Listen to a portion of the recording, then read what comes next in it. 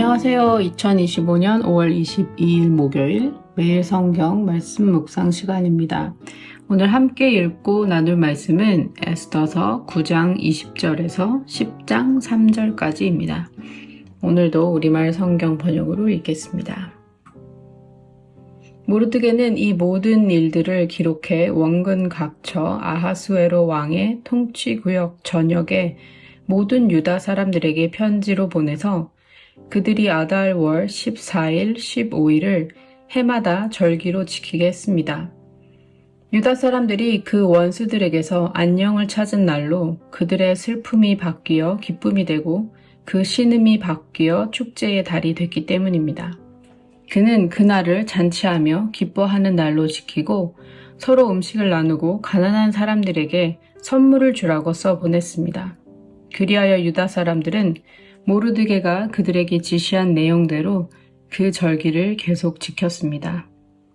아각 사람 함무다다의 아들인 모든 유다 사람의 원수 하만이 유다 사람들을 멸망시킬 일을 꾸미고 부르 곧 제비를 뽑았지만 왕비가 왕 앞에 나가 하만의 음모를 밝히자 왕이 조서를 내려 하만이 유다 사람들을 두고 꾸민 그 악한 계획이 그 머리 위에 돌아가 그와 그 아들들이 나무에 매달리게 됐습니다.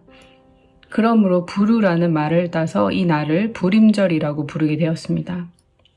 이 편지에 적힌 모든 것과 그들이 그 일에 관해 본 것과 그들에게 알려진 일 때문에 유다 사람들은 자신들과 그 후손과 그들에게 붙은 모든 사람들을 위해 이 두 날을 기록된 대로 해마다 그때에 틀림없이 지키도록 했습니다.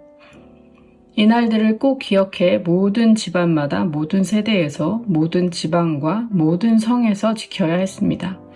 유다 사람들은 이 부림절을 지키는 일이 그치지 않도록 했으며 그 후손 가운데서 그날이 잊혀지지 않도록 했습니다.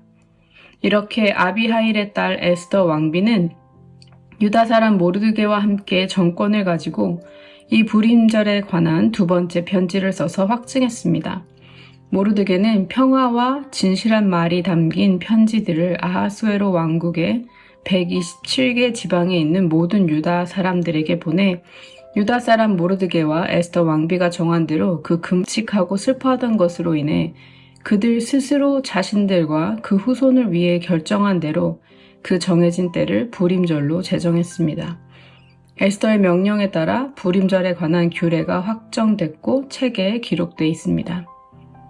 아하수에로 왕은 왕국 전역과 바다의 섬들의 조공을 바치도록 했습니다.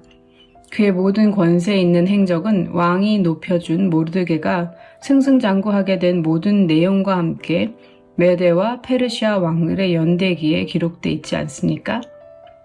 유다 사람 모르드게는 아하수에로 왕 다음 가는 사람으로 유다 사람들 가운데 출중한 사람이었고 많은 유다 동족 사람들에게 큰 존경을 받았는데 그가 자기 백성들을 위해 일했고 모든 유다 사람들의 안녕을 위해 힘썼기 때문입니다. 아멘. 오늘 본문에는 유다 사람들이 아주 특별한 날을 기념하는 장면이 나옵니다. 죽음의 위기에서 구원을 받은 날, 그 날을 부림절이라는 명절로 정하고 해마다 기념하기로 한 것입니다. 하만의 악한 계략은 완전히 전복되었고 유다 백성은 하나님이 주신 구원을 경험했습니다. 모르드게는 그 은혜를 잊지 않기 위해 모든 유다 사람들에게 편지를 써서 이 날을 해마다 기억하자고 권했습니다. 오늘날도 유대인들은 이 부림절을 지키고 있습니다. 매년 이 절기가 되면 서로 선물을 주고받고 가난한 자를 구제하는 방식으로 이 날을 기념합니다. 기쁨과 감사가 자연스럽게 이웃과 나눔으로 이어지는 모습입니다. 모르드게가 부림절을 제정한 이유는 단순히 승리를 자축하기 위해서가 아니었습니다. 그는 하나님의 구원을 잊지 않기 위해 이 날을 명절로 정한 것입니다. 승리는 한순간이지만 기억은 신앙을 지탱하는 힘이 되기 때문입니다. 그래서 유다 사람들이 해마다 이 날을 지키며 후대에도 믿음이 전해지길 바랬습니다. 부림절의 핵심은 기억하고 나누는 것이었습니다. 유다 사람들은 잔치를 열고 음식을 나누며 가난한 이웃을 도왔습니다. 하지만 이 절기는 단순한 축제를 넘어 금식하고 기도하며 먼저 하나님을 기억하는 시간이기도 했습니다. 부림절은 공동체의 기쁨이자 하나님 앞에 머무는 시간이기도 한 것이었습니다. 에스더서에는 하나님의 이름이 직접 등장하지 않지만 그분의 손길은 이야기 전체를 관통하고 있습니다. 왕이 잠을 이루지 못했던 밤, 그 불면증은 단순한 수면 장애가 아니라 그 밤이 계기가 되어 모르드게의 공적이 다시 조명되었고 하만이 계획한 악한 음모는 방향을 잃게 됩니다. 하나님은 이런 일상적인 사건을 통해 한 사람의 생명과 한 민족의 운명을 바꾸셨습니다. 모두 우연처럼 보이지만 사실은 하나님께서 정하신 때에 조용히 일하신 결과였습니다. 하나님이 말씀하지 않으셔도 분명히 일하고 계신다는 걸 에스더서 전체를 통해 우리는 볼 수 있었습니다. 생각해보면 우리에게도 그런 불임절 같은 날이 있었을지 모르겠습니다. 절망 속에서 하나님이 개입하셔서 완전히 상황이 바뀐 순간들 말입니다. 그때의 은혜를 지금 어떻게 기억하고 계신가요? 그리고 그 은혜가 누군가를 향한 나눔으로 이어지고 있나요? 또 하나 눈에 띄는 부분은 모르드게가 이 날을 후손들도 반드시 기억하게 하라고 당부했다는 점입니다. 한 세대만의 감사로 끝나지 않도록 모든 집안과 세대가 하나님이 하신 일을 기억하게 한 것이죠.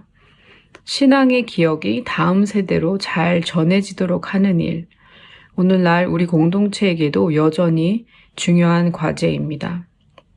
우리 가정과 교회는 어떤가요? 감사와 기억이 잘 이어지고 있는지 돌아보게 됩니다.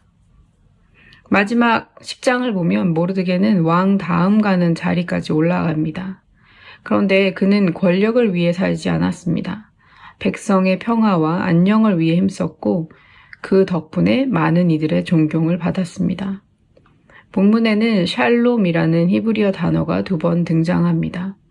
그가 진심으로 공동체의 평화를 추구했던 사람이라는 걸 보여주는 대목입니다. 결국 하나님의 사람, 하나님의 백성이라는 정체성은 우리가 어디에 있든지 어떤 자리에 있든 내가 속한 공동체의 안녕과 평화, 곧 샬롬을 구하는 삶에서 드러나는 것 아닐까요? 그리스도인의 영향력은 큰 소리를 내는 데 있지 않습니다. 작지만 꾸준하게 샬롬을 심고 지켜가는 삶, 바로 그 자리에서 드러납니다. 오늘 내가 있는 자리에서 하나님의 구원하심을 기뻐하며 그것을 이웃과 나누며 또한 하나님께서 우리에게 허락하신 샬롬을 어떻게 나눌 수 있는지, 어떤 작은 걸음을 내디딜 수 있을지 한번 생각해 보면 좋겠습니다. 오늘 함께 나눈 말씀을 마음에 새기며 기도하는 시간을 갖도록 하겠습니다.